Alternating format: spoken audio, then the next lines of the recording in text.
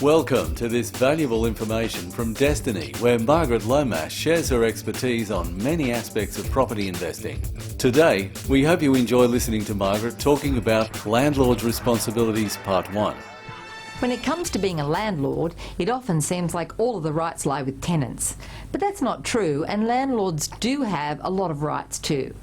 Equally, as a landlord, you have a number of responsibilities. Some of these are passed on to the entity you select to manage your property, while others remain with you. Let's take a look at a few of them. The agreement. It's the responsibility of the landlord to provide a tenancy agreement which satisfies the laws of the state where the property is situated. While each state has its own laws implemented through some form of Residential Tenancies Act, generally speaking, certain requirements will be standard across the country. They include: a tenancy agreement can be written or verbal. Most written agreements can be made on a standard lease form or a tenancy agreement. The landlord may add clauses to this agreement, but not if they are contrary to the law. Where a lease agreement is verbal, the requirements of the Residential Tenancy Act of that state still apply. It is a requirement that the tenant be given an unsigned copy of any lease agreement prior to entering into the lease for review and possible amendment, and the landlord must also provide a copy of the signed agreement to the tenant within 14 days of it being signed. A landlord must consider all reasonable requests for tenancy from all applicants.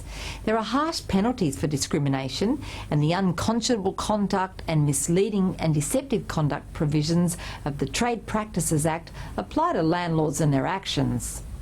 Landlords can make a request that a tenant doesn't have pets within the property, although this is changing in some states, but they're not allowed to refuse tenants with children unless the landlord has been funded to provide accommodation for childless couples or people living by themselves. The premises are the landlord's own home. The premises aren't suitable for children or are otherwise unsafe because of their design or location.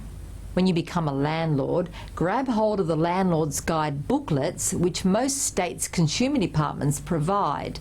Not knowing the law is never an excuse for not following it, and the responsibility of being a landlord can't be passed on to your property manager. Thank you for accessing this great information by Margaret Lomas.